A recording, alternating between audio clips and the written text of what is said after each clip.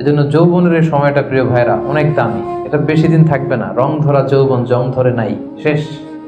এ দেখতে দেখতে ছোট্ট কিশোর হয়ে পৃথিবীতে এসেছিলেন, শিশু ছিলেন, কিশোর, তারপর এখন যুবক। কিছুদিন পরে বিয়ে করে থাকলে দেখবেন যে আল্লাহ ঘরে মেহমান পাঠিয়ে দিলে বাবা হয়ে গেছে।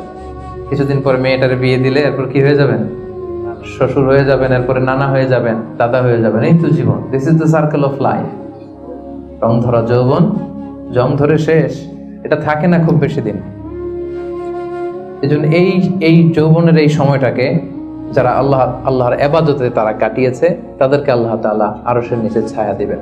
নাশা ফি ইবাদাতিল্লাহ। এবং যৌবনের ইবাদতকে আল্লাহ তাআলা খুব বেশি পছন্দ করে। ইবাদতটা অনেক ব্রড সেন্সে যদি আপনি চিন্তা করেন, অনেকে মনে করে যে শুধু নামাজ পড়া, শুধু রোজা রাখা, শুধু জিকির করা এটাই ইবাদত। আসলে ব্যাপারটা কিন্তু এমন নয়। মানব কল্যাণে আপনি যাই করেন, আল্লাহ তাআলার আদেশ পালনে আপনি যাই করেন, সবটাই ইবাদত, ঠিক কিনা? আপনি যদি রক্ত দেন, মুমূর্ষু রোগীকে বাঁচাতে রক্তের প্রয়োজন হয় না? আপনি যদি তাকে বাঁচাতে রক্ত দেন, এটাও ইবাদত। আপনি পরিবেশকে সুন্দর রাখার জন্য গাছ লাগালেন, এটাও ইবাদত। আপনি একজন মানুষ বিপদে পড়েছে, he doesn't know what to do, আপনি তাকে কনসালটেশন করলেন, কিছু সুন্দর পরামর্শ দিলেন, গাইড করলেন যে এইটা ভুল, এইভাবে করো। এই যে আপনি টাইম ব্যয় করলেন, কনসালটেশন দিলেন, এটা ইবাদত। অনেকে মনে করে যে শুধু তাসবিহ, জিকির, কোরআন তেলাওয়াত এগুলোই মনে হয় ইবাদত। না, যে পথেই আল্লাহর সন্তুষ্টি, যে কাজ করলে আল্লাহ তাআলা সন্তুষ্ট হন, এই সবগুলো কাজই কিন্তু ইবাদত। তাই যৌবনের এই মোক্ষম সময়টাতে আল্লাহ তাআলার ইবাদত করে আমাদেরকে কাটাতে হবে। আমা খালাকতুল জিন্না ওয়াল ইনসা ইল্লা লিয়াবুদুন। আমি মানব জাতি আর জিন জাতিকে কেবলই সৃষ্টি করেছি আমার ইবাদতের জন্য।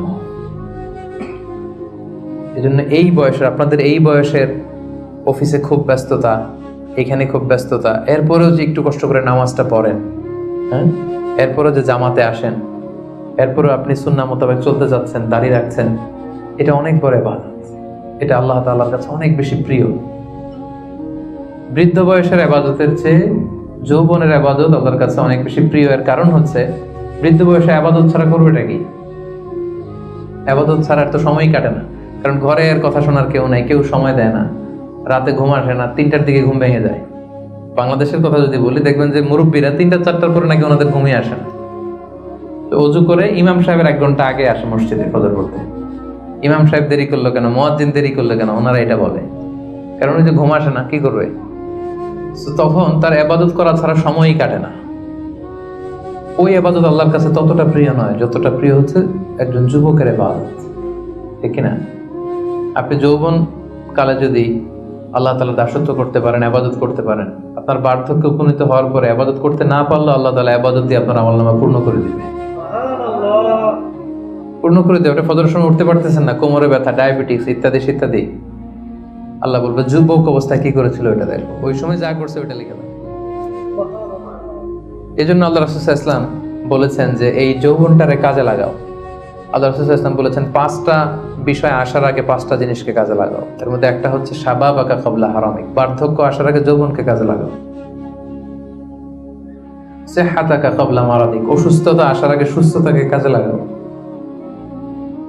গিনাকা ক্বাবলা ফাকরিক, গরীব হয়ে যাওয়ার আগে তোমার ধনাঢ্যতাকে কাজে লাগাও।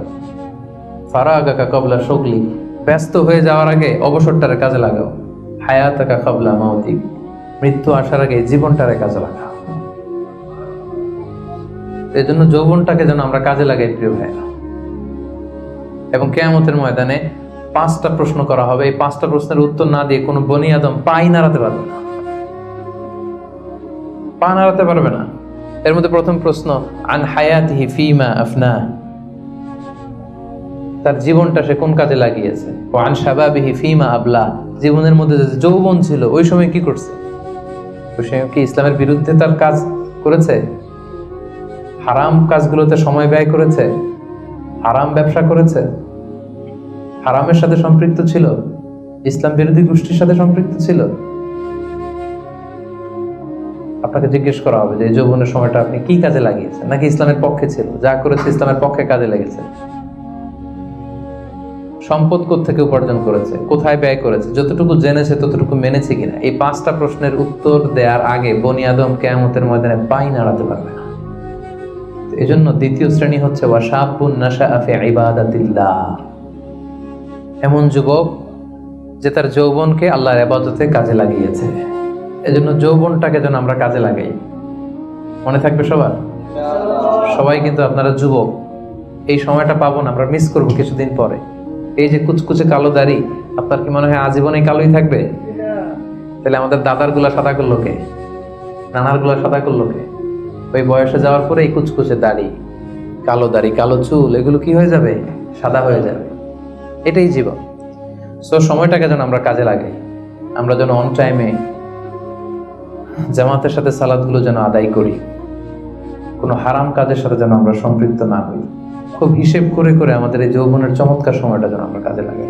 মনে থাকবে তো ইনশাআল্লাহ?